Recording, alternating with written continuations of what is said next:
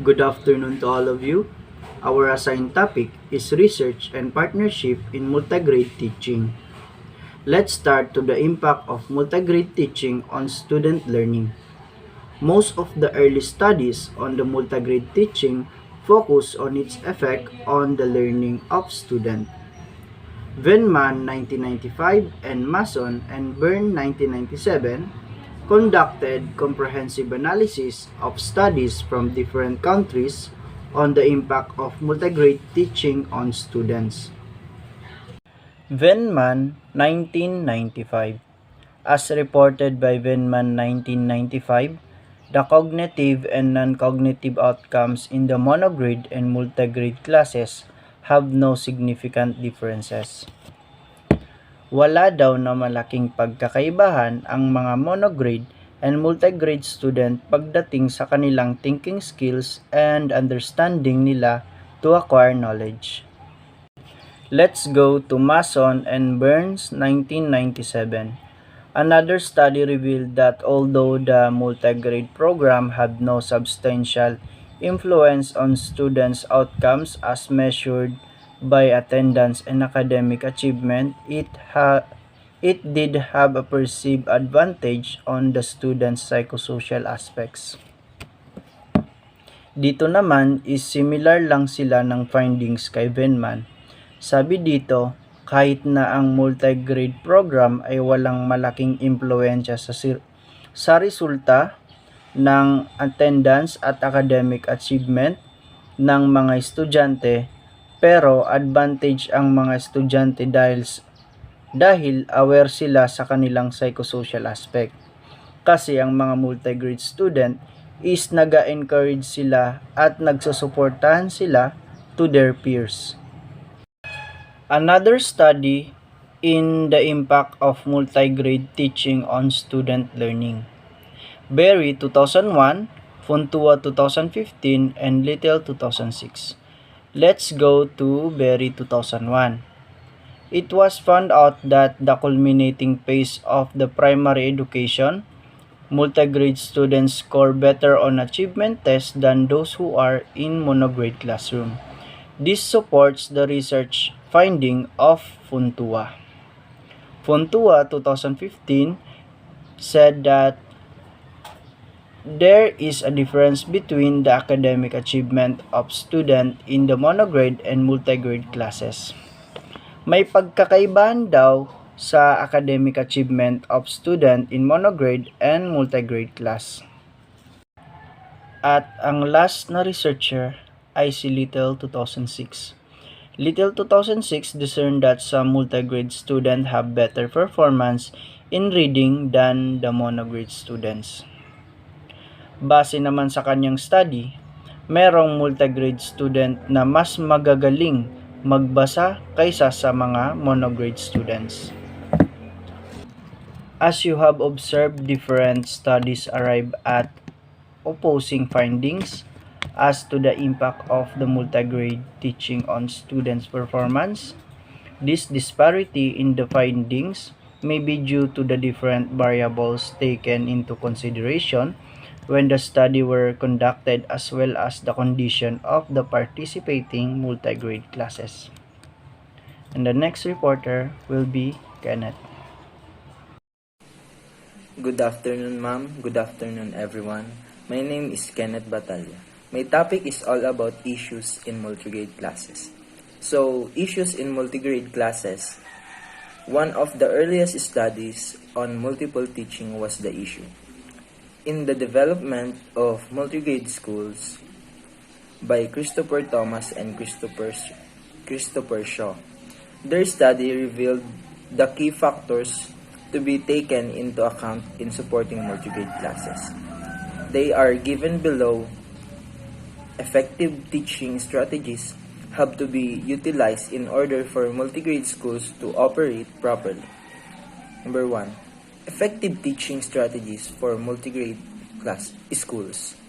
Multigrade schools where students of different ages and abilities are taught in a single classroom required tailored teaching strategies to to address diverse learning needs. Teachers need sufficient materials and resources such as but not limited to textbooks and programmed learning materials. 2. Teacher resources and materials is multigrade schools need access to a variety of materials and resources to deliver quality education. This includes textbooks, programmed learning materials, educational technology, and supplementary resources. Support networks should be established among teachers. 3.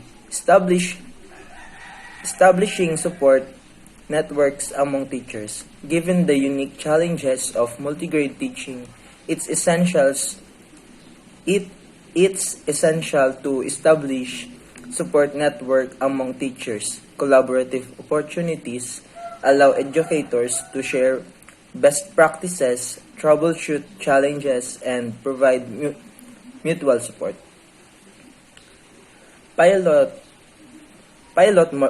Multigrade programs must have support from the national level, such as financial support and active participation of key multiple advocates. 4. National level support for multigrade programs. Pilot multigrade programs require support from the national level to thrive. This support may come in the form of financial resources, policy frameworks, and active participation from key stakeholders, including government officials, education advocates, and community leaders. Another literature from the early 1990s was the review of the qualitative research on multigrade instruction by Bruce Miller. Research studies on multigrade teaching in various countries around the globe were reviewed in this paper. This review reflects the issues arising from the perceptions of principals and teachers on multigrade instruction, such as Miller. Teachers need special teaching strategies and must be well prepared to teach.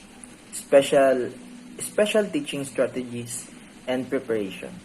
Teachers in multigrade classrooms require specialized teaching strategies tailored to accommodate students of varying ages and abilities.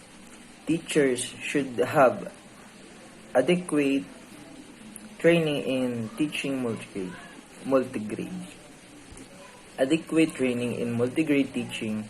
Teachers should undergo comprehensive training in multigrade teaching methodologies. Teachers should be ready to apply cross-age tutoring when necessary. Utilizing cross-age tutoring where older students assist younger peers in learning activities can be a valuable resource in multigrade classrooms. Social studies and science instruction need special adaptations. Adaptations in social studies and science instructions. Social studies and science instruction often require special adaptations in multigrade classrooms. Teaching materials should be made available for teachers. Availability of teaching materials. Access to teaching materials is essential for effective multigrade instructions. Schools should provide teachers with a range of resources, including textbooks, workbooks, manipulatives, and digital tools to support their teaching efforts and enhance student learning outcomes. Individualized instruction should be used, and individualized instruction is key in multi-grade classrooms where students may be at different levels of academic development. Multi-grade teachers should receive incentives. Incentives for multi-grade teachers recognizing the additional challenges and responsibilities of teaching in multi-grade settings. Educators should receive incentives to incentive their commitment and dedication. A recent literature from SEAMEO Innotech in 2020 discussed the following as issues in the implementation of multi-grade program in the Philippines. Teachers have to perform several functions. Teachers performing several functions in multi-grade classrooms, teachers undertake multiple roles to effectively manage diverse learning needs. They act as instructors, facilitators, mentors, and assessors, adapting their approach to meet the unique requirements of each student. School administrators' instructional support have insufficient instructional support from school administrators. School administrators play a crucial role in providing instructional support to teachers in multi-grade settings. There is no system for monitoring and evaluation of multi-grade program. Lack of monitoring and evaluation system for multi-grade programs.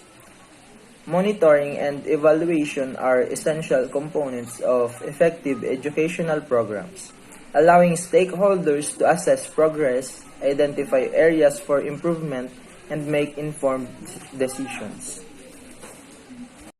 Good day everyone, I am Dallas reporter Marcangelo Santos.